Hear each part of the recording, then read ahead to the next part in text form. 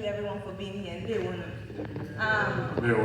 So many tech products and tech companies exclude Igbo language from the product roadmap. And that problem is why I'm here today, because it has far-reaching impact for all of these amazing technologies that we've talked about today. Now, my presentation is for two kinds of people. Those who own a phone and those who don't. So, if you fall into either of those categories, please listen very carefully and we can have more conversations later.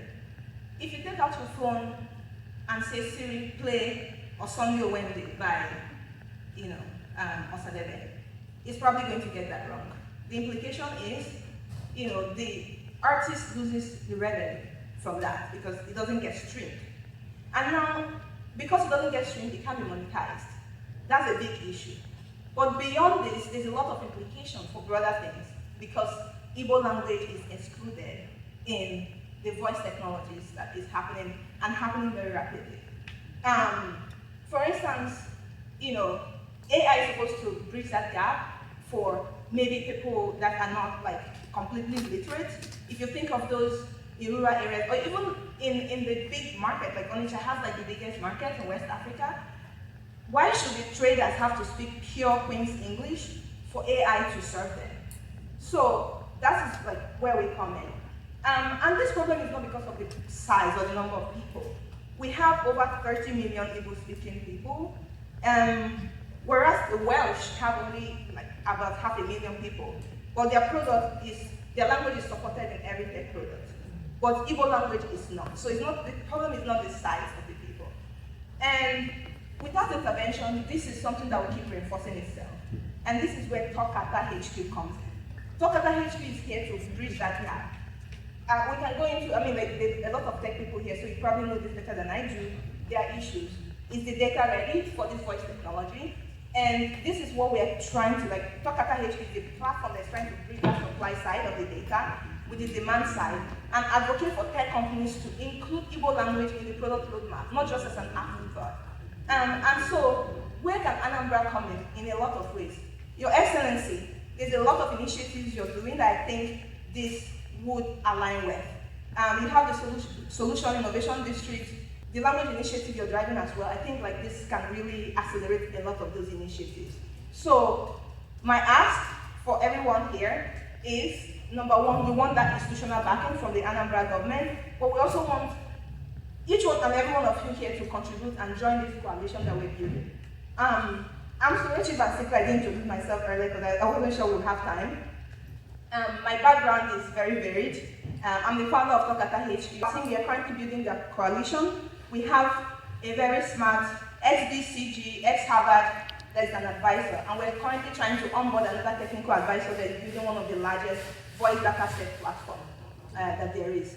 So the government of Anambra State and all of you in the tech community, let's have a conversation after this so that we make sure that Igbo language is not lost.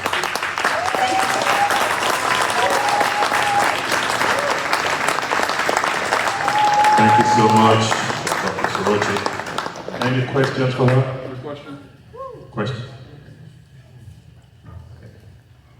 Great presentation. I'm fully in support. My question is, do you have a dollar amount in terms of labeling the collection of data or the training of AI models that you can show off to these big companies? We already have the model ready. Why aren't you able to build this in-house? That's a great question. I don't have that, but I have people who have it.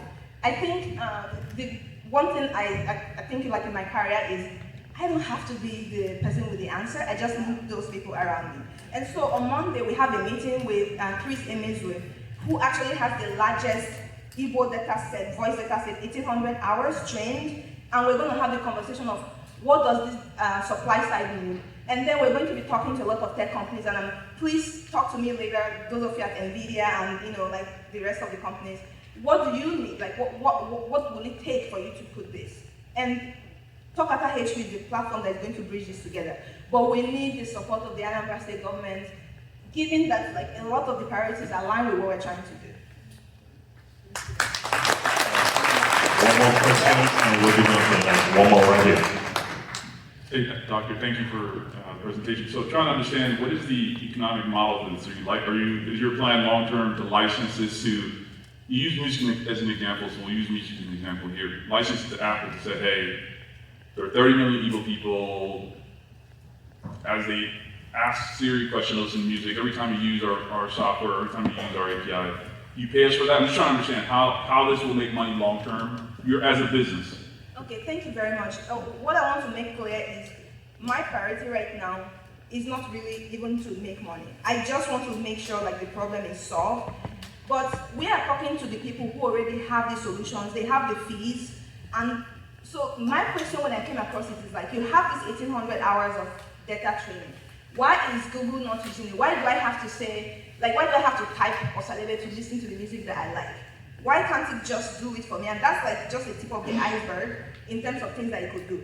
And like if you even think of just like content creators, if you're creating content in Igbo, which I do as well, you have to go translate, like that's if you want to bring the diaspora community with you, you have to go translate it to Igbo, then translate to English so it has subtitles. Why shouldn't CapCut have an option for Igbo translation in CapCut? Thank you, Shine. Thank you so much. Please give a round of applause to Dr. Sorochi Banseko. Thank you.